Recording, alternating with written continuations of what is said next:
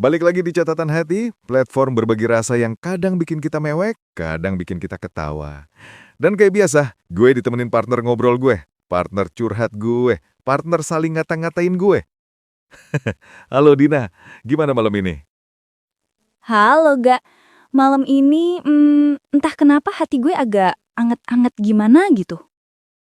Kayak ada cerita yang minta dibahas. Nah, pas banget. Karena malam ini kita ngebahas topik yang, aduh ini mah makanan sehari-hari rakyat Indonesia. Tema kita adalah cinta yang gak jadi-jadian. Wah, ini rame banget pasti. Dan panjang. Dan banyak yang relate. Siap-siap deh, malam ini agak panjang. Karena kita mau ngobrol sampai hati kita dua-duanya capek. Din, gue mau tanya dari awal. Kenapa cinta yang gak jadi-jadian itu rasanya justru bisa lebih sakit daripada putus? Karena nggak ada penutupnya, Gak. Kita nggak tahu kapan harus berhenti. Kita nggak tahu apakah masih ada harapan. Kita cuma nyangkut di tengah-tengah. Dan parahnya, sinyal-sinyal yang kecil itu kita rasain seolah sinyal gede. Dia senyum dikit sama dengan suka. Dia nanya udah makan sama dengan perhatian khusus. Dia balas chat panjang sama dengan jodoh. Awas listeners banyak yang kesindir. Biar sadar kalau bukan cuma mereka. Kita pun pernah. Gue pernah, Din.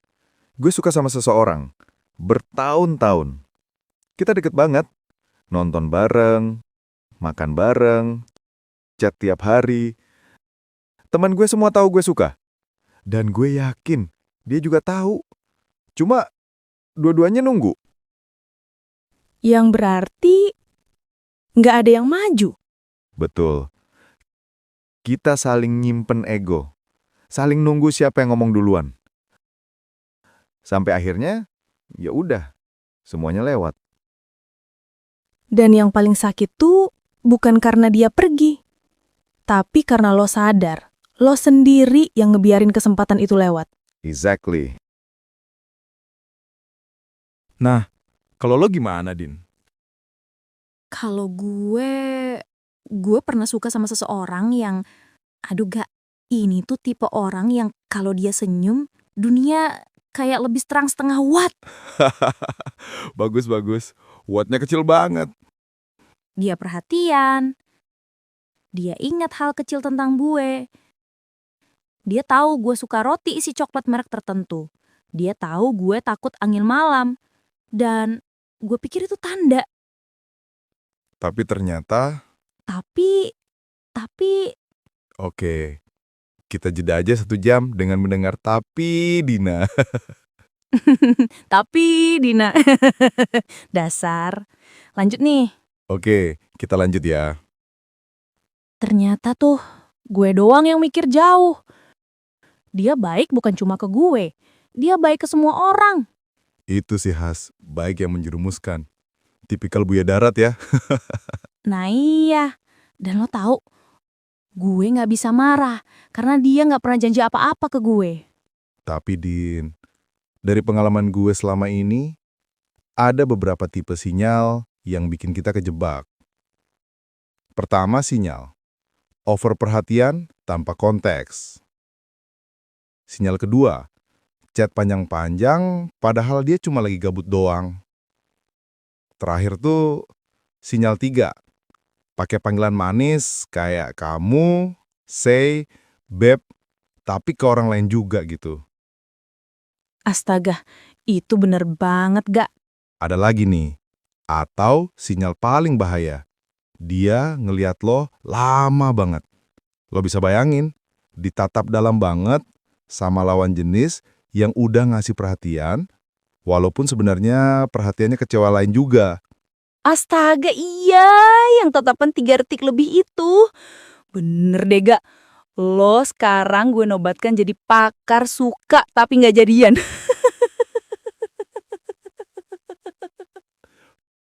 Lo langsung anggap dia jatuh cinta. Padahal aslinya dia cuma bengong.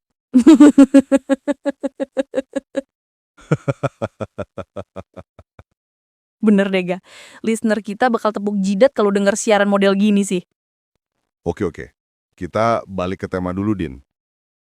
Arga, tahu nggak kenapa cinta nggak jadi-jadian itu bikin candu? Kenapa?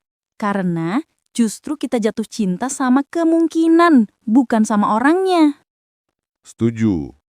Kita bikin film versi kita sendiri. Padahal orang aslinya belum tentu kayak gitu. Dan makin kita berharap, makin kita nggak berani tanya langsung.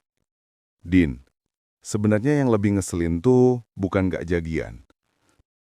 Tapi setelah itu, kita masih kebayang sama dia. Kita masih cari suaranya di lagu tertentu. Kita masih kebayang dia kalau lewat tempat yang pernah kita datengin bareng. Atau kalau ada hal kecil yang dia suka. Dan paling brutal adalah, lo ngintip story-nya. Iya, padahal udah mute, tapi lo keasikan ngecek manual.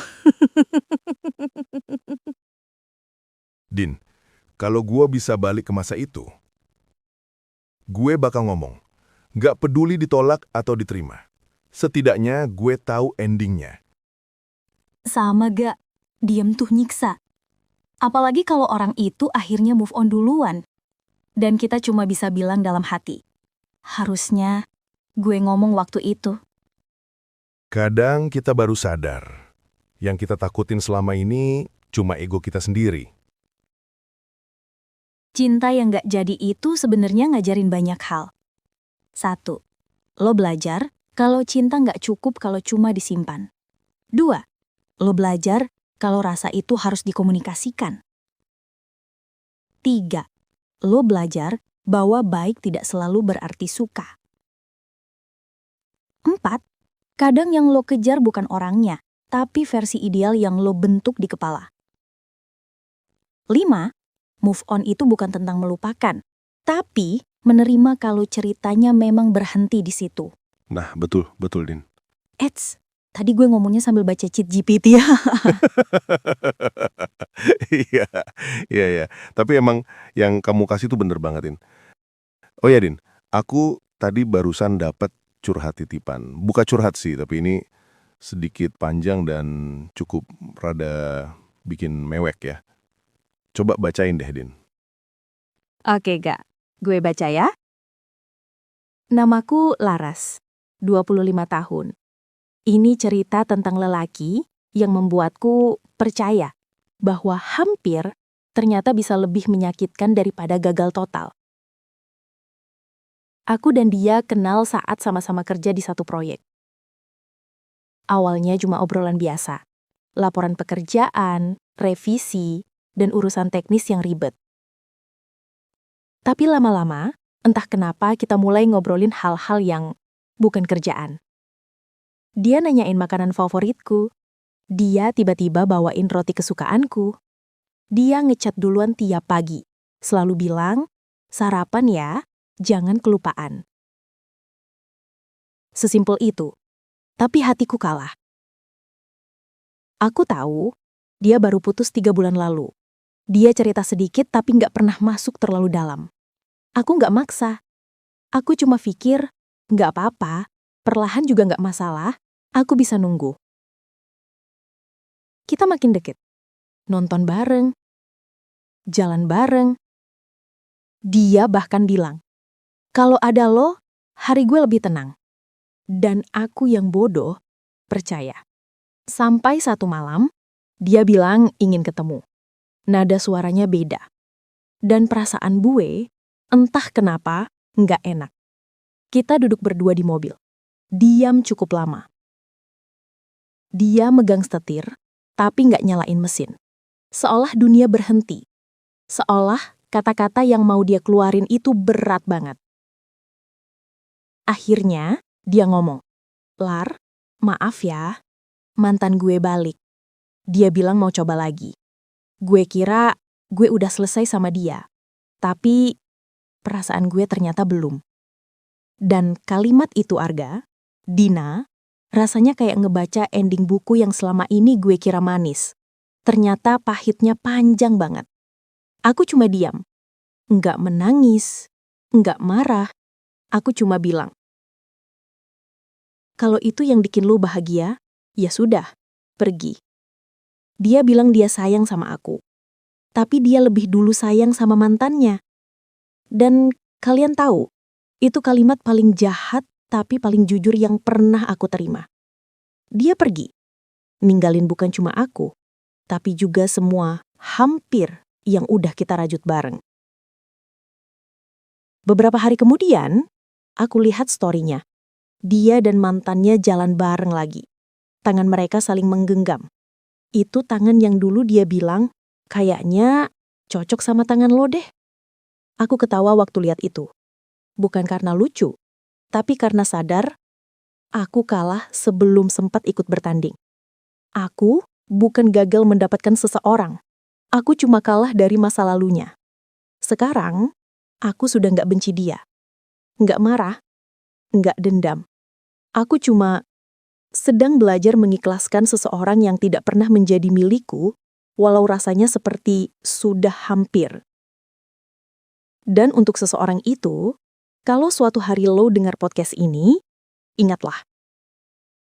Kalau kita mungkin nggak pernah jadian, tapi gue pernah sayang sama lo dengan cara yang nggak mungkin lo lupakan. Arga, aku hampir nangis nih bacanya. Buat Kak Laras di sana, tetap semangat ya. Oke Dina, karena ini udah mau closing, langsung aja, ini quotes buat sobat hati di rumah.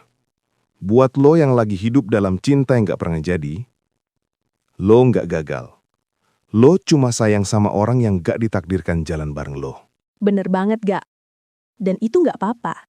Perasaannya nyata, tapi nggak semua yang nyata harus dimiliki. Jangan nunggu orang yang bahkan gak tahu dia ditunggu. Hati lo berhak bahagia, berhak pulih, dan berhak dipilih. Terima kasih udah nemenin kita selama 2 jam ini. Ini gue Arga. Dan ini gue Dina.